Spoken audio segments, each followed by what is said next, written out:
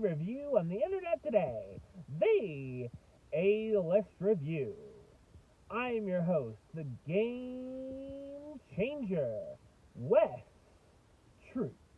And as you can see, it's time to go back to the theater. And ladies and gentlemen, this is a film that came out, a couple weeks back. But, I've been busy, and a lot of movies have come out. I did get to catch this one before it left theaters. Maybe it'll stick around a little longer towards Christmas. Oddly enough, I had a trailer for it last week in a movie saying, hey, in the next theater, this movie's playing still. So, yeah, my review of the 2019 romantic comedy, I guess, Last Christmas.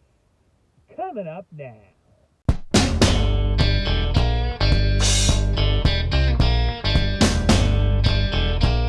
Kate, an aspiring actress, has had a very bad year.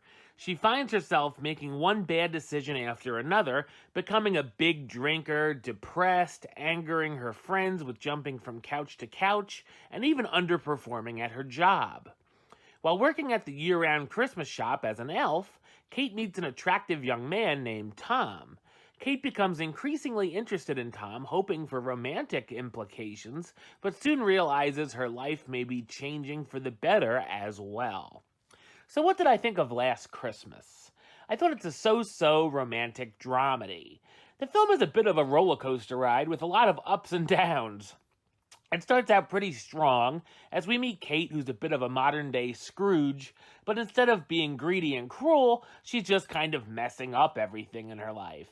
At the beginning, it seems to be clever and seems like a fresh take, but as soon as Kate starts spending more time with Tom, it's all about those romantic comedy cliches we've seen done over and over, giving us a few cringe-worthy moments.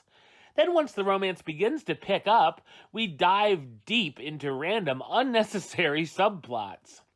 The film spends way too long on dealing with these elements, like Kate trying to mend fences with her parents when she has nowhere to go and is forced to go back home, or the rough relationship with her sister who's hiding in the closet, her friends that are expecting a baby, and her father taking on a ride-sharing job just so he can stay away from home.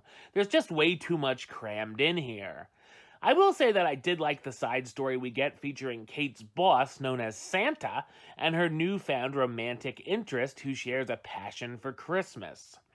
There are some nice messages thrown in as Kate's relationship with Tom teaches her some life lessons, and we see her start getting her life back on track. There's also a couple of chuckles here or there, and that actually made me laugh out loud.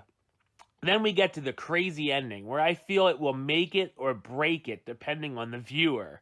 It's definitely cheesy and goes off the rails, but the more you think about it, it was quite obvious. It's all topped off with a sickening sweet closing that feels like a serving of too much fruitcake. As you can tell by the title, George Michael and Wham is heavily featured on the soundtrack, that main song that gets repeated a few times, and other than her childhood bedroom being covered with posters of the man, she never really talks about being a superfan or anything, so it almost feels like a last-minute addition. The best thing, though, is the chemistry between the leads, who are both charming, starring Emilia Clarke as Kate, the young woman who's had an off year after a medical condition, Henry Golding as Tom Webster, the man who meets Kate at her shop she begins to fall for, Michelle Yeoh as Santa, Kate's boss and big-time Christmas fan, and Emma Thompson, who co-wrote the script as Petra, Kate's mother who suffers from depression. While Last Christmas has a few likable elements and means well, it's an overstuffed, awkward, and silly holiday cinematic experience. I'm going to give it the rating of meh. It's okay. Alright, well that's the show. I'll be back with another review very soon. But until then, don't forget to subscribe right here on YouTube. youtube.com/westside515. Like you on Facebook, facebook.com/WesTruthAlist. And of course, you can follow me on the Twitter and the Instagram @WesAlist. Until next time, truth.